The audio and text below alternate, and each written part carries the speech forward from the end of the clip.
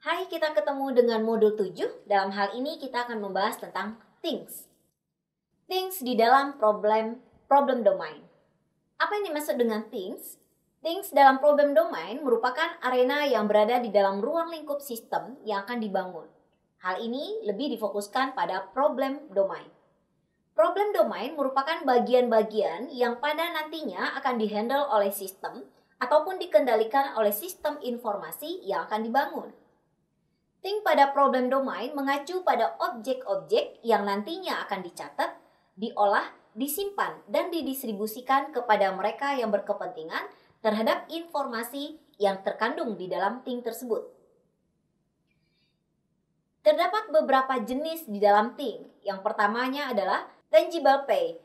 Dalam hal ini, tangible things merupakan sesuatu yang terpampang nyata dan dapat dilihat secara fisik di dalam pengembangan sistem. Kemudian yang kedua disebut dengan roles played, merupakan peran-peran yang dimiliki oleh seseorang sebagai akibat dari jabatan pekerjaannya atau fungsi kerja yang dilakukannya di dalam sistem informasi. Yang ketiga disebut dengan organizational units, merupakan bagian-bagian atau divisi-divisi ataupun unit-unit di dalam sebuah organisasi.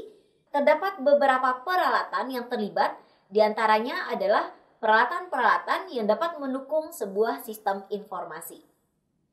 Berikutnya adalah seats atau location.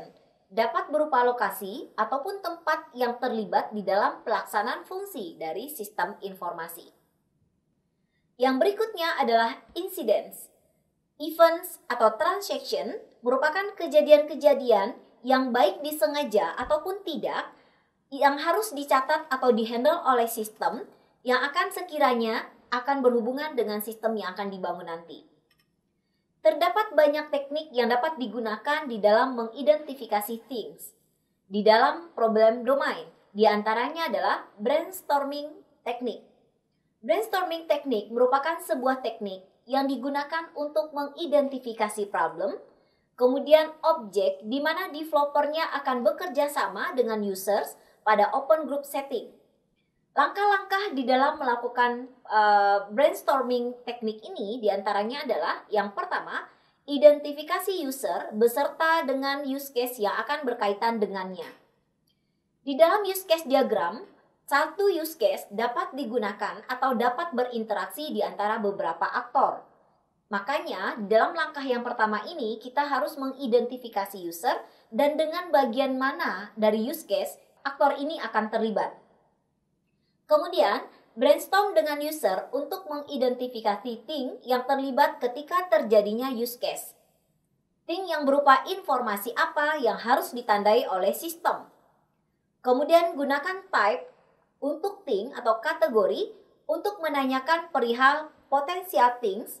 Kemudian apakah ada tangible things yang diinformasikan atau harus disimpan. Kemudian apakah ada lokasi yang terlibat dan apakah peran-peran dari orang-orang yang terlibat di dalam sistem. Berikutnya lanjutkan kerjasama dengan semua jenis user dan stakeholder untuk dapat memperlebar brainstorming list. Terakhir, gabungkan hasil yang diperoleh, kemudian dieliminasi sesuai dengan kebutuhan user. Di dalam user requirement, terdapat beberapa tahapan yang dilakukan oleh seorang sistem analis. Di antaranya adalah proses dari eliminasi dari kebutuhan-kebutuhan yang tadi teridentifikasi pada saat kita melakukan wawancara dengan user. Berikutnya, yang kedua disebut dengan noun technique. Merupakan teknik untuk mengidentifikasi problem domain objek dengan mencari dan mengklasifikasikan kata benda atau nouns yang ada pada dialog atau deskripsi-deskripsi di dalam proses bisnis. Di antaranya yang harus kita lakukan adalah yang pertama, gunakan use case, aktor, dan informasi lainnya yang masuk atau keluar daripada sistem guna untuk diidentifikasi kata bendanya berdasarkan proses bisnis transkripnya. Berikutnya, gunakan informasi lain yang diperoleh dari sistem berjalan, seperti prosedur sistem, kemudian SOP, standar, dan lain sebagainya, sampai kepada form-form yang ada dan diberlakukan pada sistem berjalan. Dari hal-hal tersebut, maka kita perlu melakukan list terhadap kebutuhan yang sudah kita deteksi. Kemudian dilakukan evaluasi dan memprioritaskan yang menjadi kebutuhan utama dari kebutuhan si user. Dari sanalah kita akhirnya dapat menentukan apakah thing yang dimaksud akan bermanfaat dan digunakan bagi proses use case yang berikutnya. Demikian, terima kasih.